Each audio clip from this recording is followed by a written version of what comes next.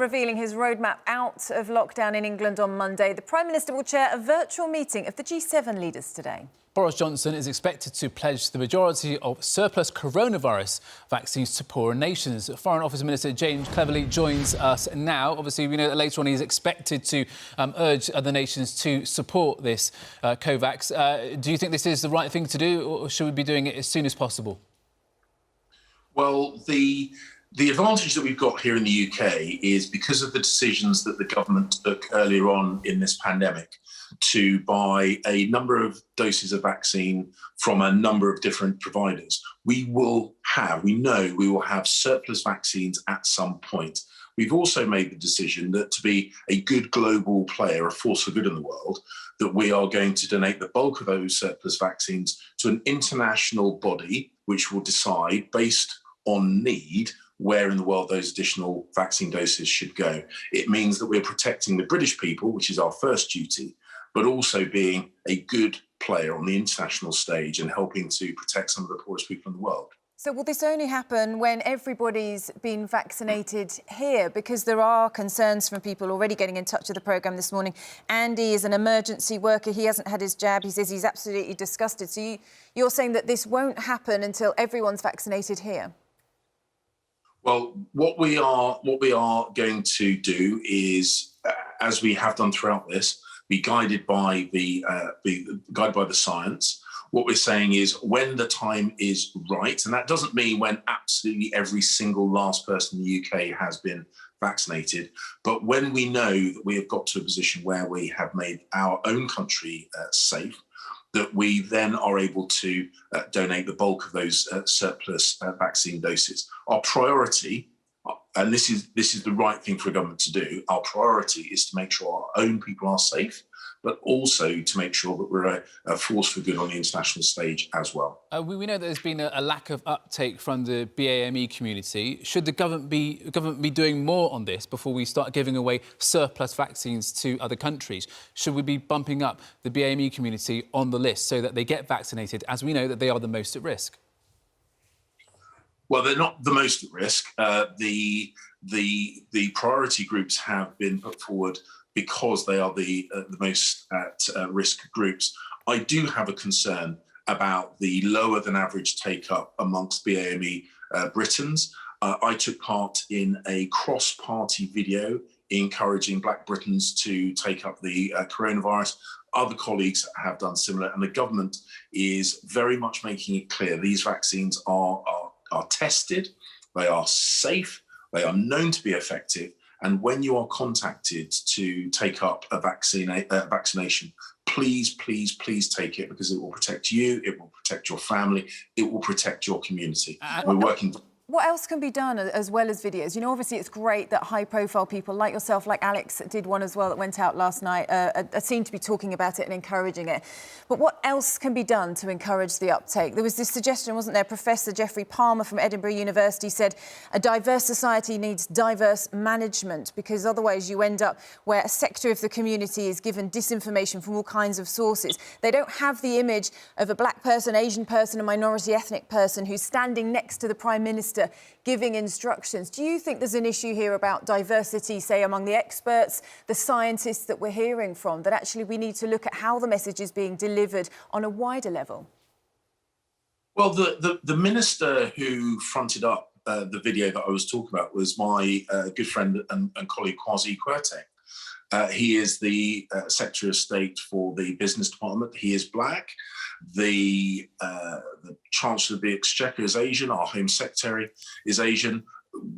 The current government is, I think, one of the, if not the most diverse, ethnically diverse governments in British history. And we are saying collectively with, and I'm very pleased that this is the case, MPs from other political parties with BME backgrounds, to saying this is safe and it's the right thing to do.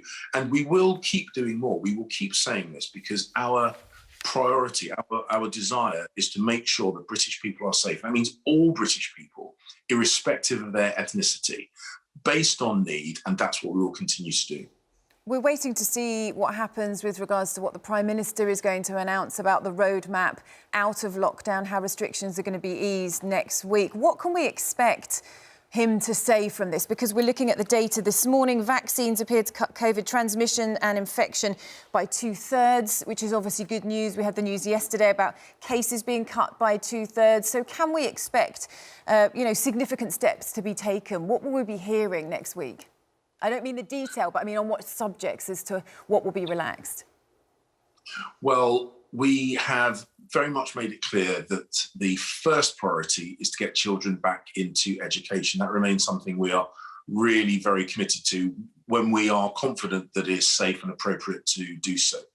The figures that have been collected and are currently being analysed will be used to make those decisions. The Prime Minister will be setting out his priorities in terms of changes to the restrictions on Monday, as you say. The priority is about getting people back into school, but we also want to see ways to unlock the economy, but only if it is safe and appropriate to do so. Those numbers are being analysed literally as we speak, and the announcement will come from the Prime Minister on Monday. But do we know whether he'll talk about if people are going to be able to meet up with the others, when non-essential retail will open, when bars and restaurants are open? What kind of a picture will we be seeing next week?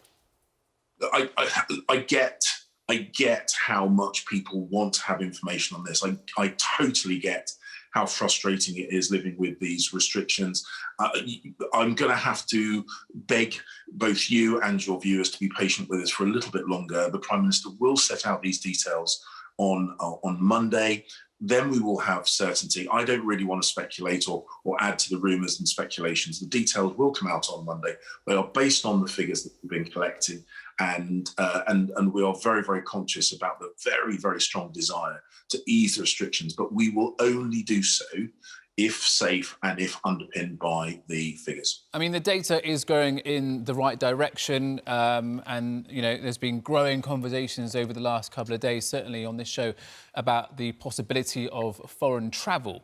Where are we with that? And are you one of the optimistic ministers who think that Brits will get to go abroad this summer?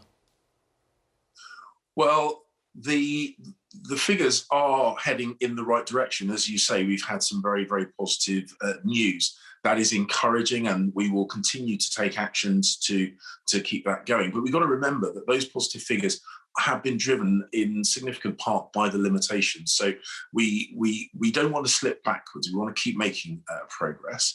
I totally understand how people desperately want to have some certainty for the summer. Unfortunately, I can't give you that certainty at the moment. I know people want to get away to see family members that perhaps live overseas, or just relax, or indeed do business. All these things are important. At the moment, we are not able to give that certainty. I am an optimist, but I'm also a realist, and we've got to be driven by the science. I mean, we're told that the Greek government is talking to our government about the possibility of travel. Is this true? How are those conversations going? Well, we talk to our international partners all the time. We've had conversations all through this pandemic about restrictions on travel to each other's countries, what that might look like, and what limitations we have to put in place. Obviously, Greece heavily reliant on the tourist industry for their economy, and they are clearly looking at ways of unlocking that to tourist travel. Ultimately, though, decisions about which people you admit to your country is a domestic decision for the Greek government. The UK government guidelines, remember, as it stands at the moment, is to not travel. That is the UK guidelines. That is what is in place at the moment. And if that is going to be reviewed, the UK government will make announcements on that in due course. And he's gone. Oh, he's back. No. I thought you were you're playing with our emotions again. We know we've still got a bit of time with you, so don't go anywhere just James, yet. Just quickly, I mean, is this the last lockdown? We genuinely hope so. We genuinely hope so. But the best way of making sure that this is the last lockdown is easing the restrictions progressively, only when it is safe to do so. We don't want to rush. And I get the frustration. I feel it. We all feel it. We want to get back to normal as quickly as possible. But if we were to rush back to easing the restrictions and then had to reimpose them later, we would regret it. So we are doing things as quickly as it is safe to do so. And that will always be the guiding principle behind the decisions we make. And just a quick pick up on this holiday theme, because vaccine passports are being talked about increasingly. And I know we were talking specifically with the situation with Greece. It seems like they're going to say that that's the setup that needs to be. Do we think then that we are going to have to introduce some kind of vaccine passport to be able to allow travel like this to happen? Well, the problem with using the word vaccine passport, using the word vaccine passport, is a lot of people make assumptions about what that means. As I say, it will be the decision for international governments, nations around the world, what their rules will be with regard to allowing international travellers into their country. As it stands at the moment, the UK's position is that you should not travel. You know that we have the quarantine regime, we have the testing regime for people that do have to travel, the small numbers of people that have to travel, but we are saying you should not be travelling. Other countries may take a different approach, and that will be up to them. Also, some people are talking about vaccine passports as some kind of internal UK mechanism once you've had the jab. That's not something that we're looking at. So there's a bit of confusion about language on this. Ultimately, international travel and the rules for who can and can't come into your country are decisions made by the governments of those countries. And at the first opportunity, James, where will you be going on holiday? I suspect that I'll be staying in the UK for any imminent holidays. Ultimately, I want to get back to normal just like everybody else. I suspect I'll probably be travelling internationally for work long before I'm travelling internationally on holiday, unfortunately. OK. Well, listen, James Cleverly, we know our time is up. Thank you very much for joining us this morning.